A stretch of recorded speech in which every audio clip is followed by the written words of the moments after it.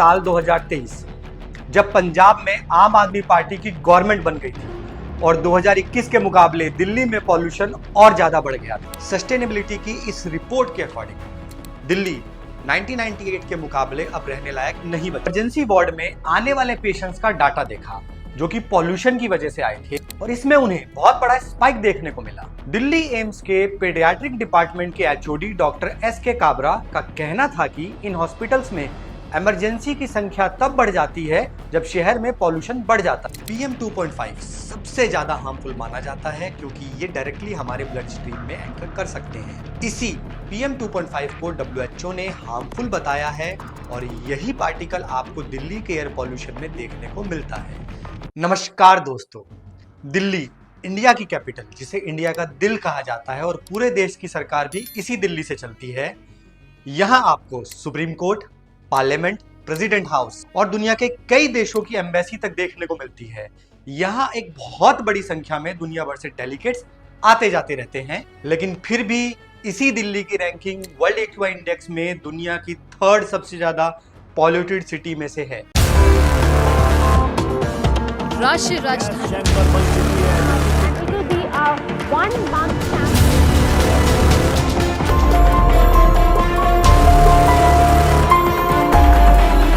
हवा में प्रदूषण बढ़ने का, दिल्ली के पानी में प्रदूषण बढ़ने का असली कारण है भारतीय जनता पार्टी की गंदी राजनीति। क्यों हर साल नवंबर मंथ आते आते दिल्ली का पॉल्यूशन दम घुटने वाला हो जाता है और साथ ही इस बढ़े हुए एयर पॉल्यूशन के कारण हिंदुओं के पवित्र त्योहार दीपावली के समय पर दिल्ली की गवर्नमेंट फायर क्रैकर्स यानी पटाखों तक पे बैन लगा देती है। It's the festive season and it's the firecracker ban. Delhi NCR is now witnessing alarming rise in the pollution level post Diwali. Now, despite a ban on firecrackers, और अगर हम बात करें एपिक यानी energy policy institute at the university of Chicago की एक report की, तो उसके अकॉर्डिंग दिल्ली में रहने वाले हर व्यक्ति की एज में अप्रॉक्स 11.9 ईयर्स कम हो रहे हैं दिल्ली में बढ़े हुए पॉल्यूशन की वजह से। क्यों ये इतना बड़ा मुद्दा है और दिल्ली की इतनी खराब हालत का जिम्मेदार कौन है?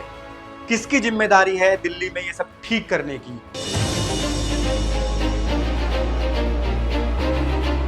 और हमारी सरकारों ने क्या किया इस सब के लिए?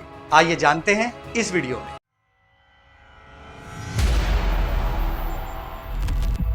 दिल्ली में टोटल 11 डिस्ट्रिक्ट आते हैं। North Delhi, North East Delhi, North West Delhi, South Delhi, South West Delhi, South East Delhi, Central Delhi, New Delhi, Shahdara, West Delhi और ईस्ट दिल्ली। और इन 11 के 11 डिस्ट्रिक्ट का AQI लेवल साल भर 150 प्लस ही रहता है और इनमें से कुछ ऐसे डिस्ट्रिक्ट हैं जहां का पॉल्यूशन हर साल एक नया रिकॉर्ड बना रहा है। जैसे नॉर्थ वेस्ट दिल्ली का जहांगीरपुरी एरिया जिसका 30 अक्टूबर 2024 को AQI 470 नोट किया गया। ईस्ट दिल्ली के विवेक विहार जिसका AQI 407, सोनिया विहार का AQI 402, आनंद विहार का AQI 398 नोट किया गया। और नॉर्थ वेस्ट दिल्ली से वजीरपुर जिसका AQI 470 था। इन सभी एरियाज के AQI का हाल बहुत खराब है। दिल्ली एयर क्वालिटी इंडेक्स के अकॉर्डिंग दिल्ली का आनंद विहार, पंजाबी बाग, बुराड़ी क्रॉसिंग सबसे ज्यादा पॉल्यूटेड एरियाज हैं जहां का एवरेज AQI 200 प्लस ही बना रहता है। अब बात करते हैं AQI यानी एयर क्वालिटी इंडेक्स की। ये वो इंडेक्स है जिससे किसी भी एक पर्टिकुलर एरिया में पॉल्यूशन को रिकॉर्ड करके उसे एक नंबर चार्ट में डिनोट किया जा सके जिसमें कि 0 से 500 तक का स्केल होता है।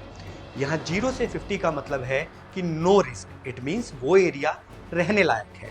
लेकिन जब ये 100 से ऊपर जाता है तो वहाँ रिस्क फैक्टर बढ़ जाता है। लेकिन हैरान करने वाली बात यह है कि दिल्ली में लगभग सभी एरियाज का एवरेज AQI विंटर्स में 200 प्लस हो जाता है जो कि किसी भी हेल्दी इंसान के लिए काफी रिस्की हो सकता है। Ministry of environment, forest and climate change की एक प्रेस रिलीज के अकॉर्डिंग कोविड ईयर 2020 को साइड रखकर हर साल दिल्ली का पॉल्यूशन लगभग बढ़ता जा रहा है। let's go back a year, which means 2023, 2 years, that is the year 2022. Now let's go back 4 years.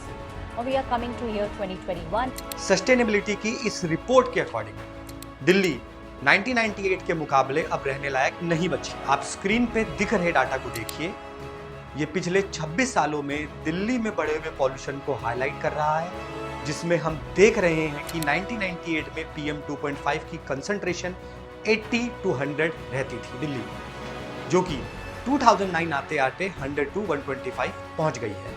साल 2021 की बात करें तो ये 125 to 160 आ गई है। ये लेवल्स हाईली डेंजरस हैं किसी भी हेल्दी इंसान के लिए। बिजनेस स्टैंडर्ड की रिपोर्ट के अकॉर्डिंग 33,000 इंडियंस हर साल अपनी जान एयर पॉल्यूशन की वजह से गंवाते हैं, जिसमें दिल्ली टॉप पर आती है। और इस एयर पॉल्यूशन से होने वाली डेथ में सबसे ज्यादा डोमिनेंट फैक्टर है PM 2.5। यहाँ पर आपको एक टर्म PM 2.5 को बार बार यूज होते हुए देखेंगे, तो आइए इसे समझते हैं कि ये क्या है।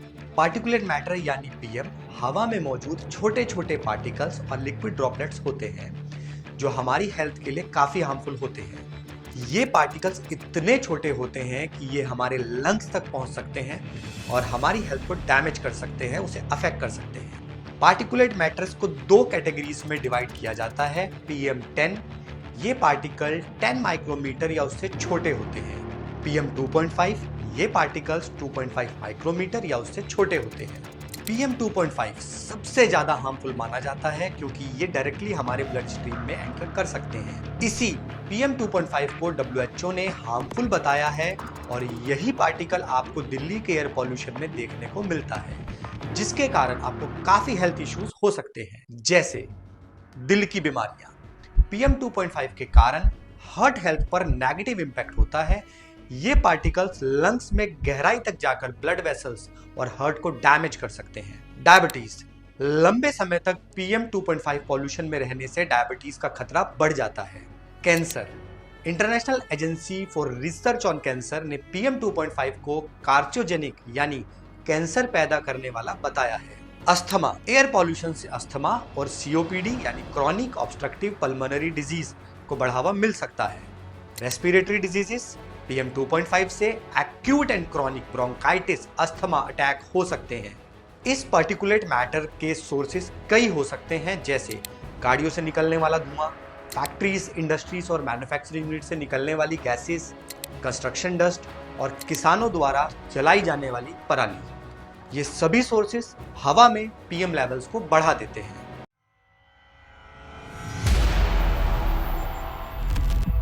दोस्तों, दिल्ली एयर पॉल्यूशन के साथ साथ बहुत बड़े वाटर पॉल्यूशन से भी डील कर रही है। यमुना, जो कि दिल्ली से बहने वाली इकलौती रिवर है, ये यमुनोत्री से निकलकर प्रयागराज तक जाती है, जहां गंगा में मिल जाती है। यमुना की हिंदू माइथोलॉजी में बहुत मान्यता है, लेकिन यही नदी आज इतनी पॉल्यूटेड है कि इसमें पर 100 मिलीलीटर ऑफ वाटर में 1.1 बिलियन फीकल कॉलीफॉर्म बैक्टीरिया पाया जाता है। जो नदी दिल्ली वाटर सप्लाई में 70% का योगदान दे रही है, वो इतनी पॉल्यूटेड है, तो ये डायरेक्टली गवर्नमेंट और एजेंसीज का फेलियर है। 57 मिलियन लोग यमुना के पानी पर डिपेंडेंट हैं और जो हालात अभी यमुना नदी की है, वो शायद वर्ल्ड की किसी नदी की नहीं है। दिल्ली को वर्ल्ड क्लास बनाने का वादा करने वाली सरकारें दिल्ली के लोगों की बेसिक जरूरतों की चीजों को भी ठीक नहीं कर पा रही हैं।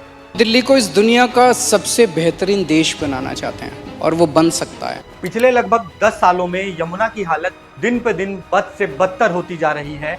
दिल्ली की आम आदमी पार्टी यमुना को साफ करने के लिए प्रोजेक्ट पे प्रोजेक्ट निकालती जा रही है, जिसमें अब तक लगभग 2,454 करोड़ पिछले 10 सालों में खर्च हो चुका है और अभी तक एक भी सिंगल प्रोजेक्ट से कोई रिजल्ट नहीं आया है। जब 2014 में दिल्ली में आम आदमी पार्टी की गवर्नमेंट आई, तब उनके सभी वादों में से ये भी एक वादा था कि यमुना को साफ करेंगे, जिसकी डेडलाइन उन्होंने 2023 की दी थी और अब ये डेडलाइन भी खत्म हो गई है और यमुना साफ होती नहीं दिख रही। दिल्ली के एक एक व्यक्ति को यमुना के तट के ऊपर लाना है और एक एक व्यक्ति को यमुना के लिए गौरवान्वित महसूस करवाना है कि हाँ, दिल्ली में जो यमुना बह रही है वो हमारी अपनी यमुना है। आज मैं कॉन्फिडेंस के साथ कह सकता हूँ, यमुना भी साफ हो सकती है। 2025 के पहले हम यमुना बिल्कुल साफ कर देंगे। सीवेज ट्रीटमेंट प्लांट्स, STPs, जिसके ऊपर दिल्ली की आम आदमी पार्टी यमुना क्लीनिंग को पॉलिटिकली अपने स्टैंड में यूज करती है, तो आइए एक नजर इस पर भी डाल लेते हैं कि ये कितना फायदेमंद रहा है। दिल्ली में टोटल 37 सीवेज ट्रीटमेंट प्लांट्स हैं, जिनमें से 21 प्लांट्स अगस्त 2024 में स्टैंडर्ड पैरामीटर्स को मीट नहीं कर पाए और ये नया नहीं है। ऐसा ही हाल जून 2024 और जुलाई 2024 में भी रहा था।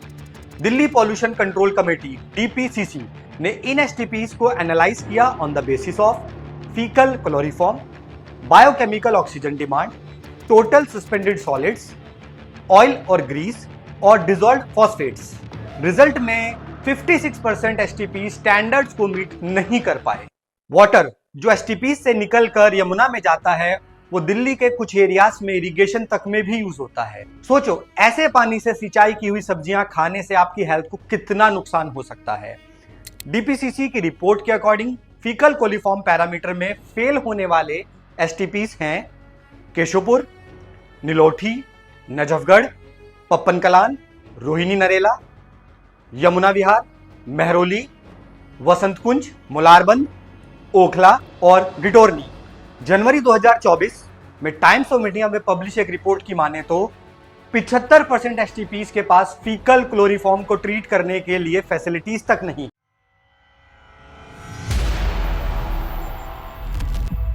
दोस्तों, दिल्ली में पॉल्यूशन अब बहुत बड़ा इशू है, चाहे वो एयर पॉल्यूशन हो या वाटर पॉल्यूशन। और ये एक दिन में नहीं हुआ है, पिछले लगभग 10 सालों से हर साल ये पिछले साल के कंपैरिजन में रैपिडली इंक्रीज होता जा रहा है। कोई भी सरकार हो, चाहे सेंट्रल गवर्नमेंट या स्टेट गवर्नमेंट, ऐसे हालात देखकर लगता नहीं कि वो सीरियस है, उन्हें सिर्फ पॉलिटिक्स दिखती है। दिल्ली में एयर पॉल्यूशन जब हाईली डेंजरस लेवल पर पहुंच जाता है तो सब एक्शन में आ जाते हैं, गवर्नर साहब, दिल्ली गवर्नमेंट, एनजीटी और कोर्ट्स भी। ऐसे में सॉल्यूशन नहीं, बस सॉल्यूशन का दिखावा किया जाता है, जिससे दिल्ली के आम नागरिकों को पॉल्यूशन के साथ साथ और भी परेशानियां सहनी पड़ती है। कंस्ट्रक्शन का काम बंद करवा दिया जाता है। अब ऐसे में वो मजदूर कहां जाए जो डेली कमाता है और डेली खाता है। कंस्ट्रक्शन बिजनेस में जो लोग ईएमआईज पर कंस्ट्रक्शन इक्विपमेंट परचेज करते हैं, उनका क्या, उनकी ईएमआईज का क्या। गाड़ियों पे ऑड इवन रूल लगा दिया जाता है, स्कूल बंद कर दिए जाते हैं, अच्छी खासी चलती फिरती दिल्ली की इकोनॉमी को स्टैंड स्टिल कर दिया जाता है। इन सब से दिल्ली के मार्केट्स यानी बिजनेसेस बैडली इंपैक्ट होते हैं, महंगाई बढ़ जाती है। इतना ही नहीं, इस पॉल्यूशन से होने वाली बीमारी में लगने वाला पैसा भी आपकी जेब से जाता है, किसी नेता की नहीं। फिर साल भर गवर्नर साहब, दिल्ली गवर्नमेंट, एनजीटी और कोर्ट्स इस इशू को भूल जाते हैं नेक्स्ट ईयर विंटर्स के आने तक।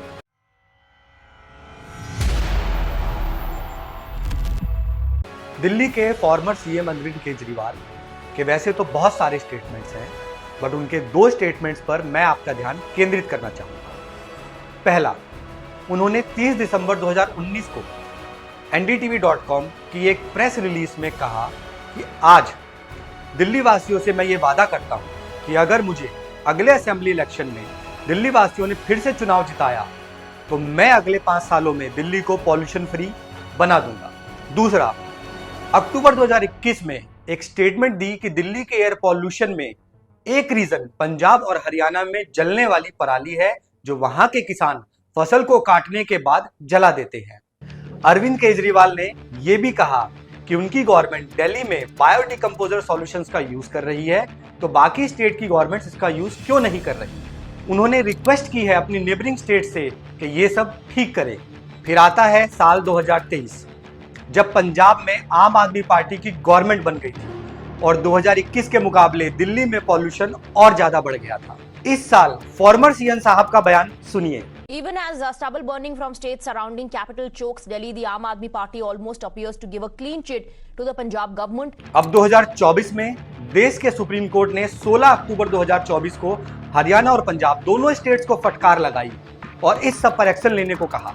लेकिन वहीं दिल्ली की करंट सीएम आतिशी जी ने एक स्टेटमेंट दी और कहा कि हरियाणा में डीजल बसेस चलती हैं, ईंट के भट्टे चलते हैं और वहां के किसान जो पराली जलाते हैं उसकी वजह से दिल्ली में पॉल्यूशन है। और आम आदमी पार्टी लेड पंजाब गवर्नमेंट को क्लीन चिट दे दी और इससे पॉलिटिकल ब्लेम गेम शुरू हो गया। आनंद विहार के इलाके में प्रदूषण बढ़ने का एक महत्वपूर्ण कारण है सड़क पार करके जो कौशाम्बी बस स्टेशन है, जहां पे यूपी की हजारों डीजल बसेस आती हैं। ईंट के भट्टे लगातार प्रदूषण का स्तर बढ़ा रहे हैं।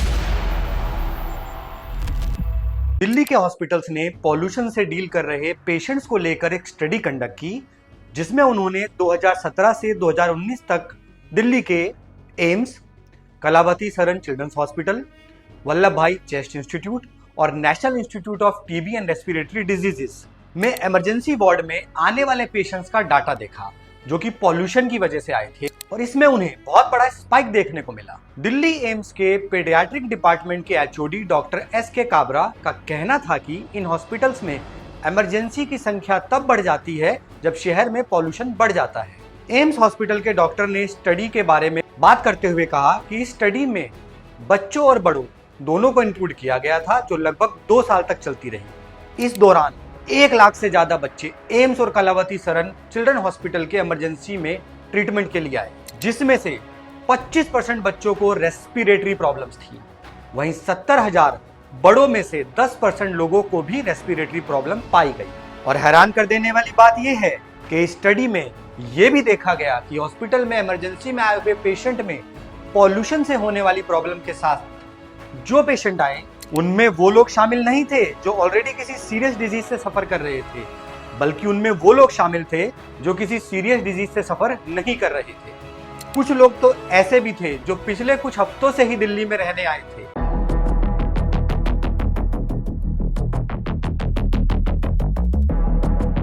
उन्हें रेस्पिरेटरी प्रॉब्लम्स हुई, जैसे चेस्ट पेन, सीवियर कफ, ब्रीथिंग डिफिकल्टी।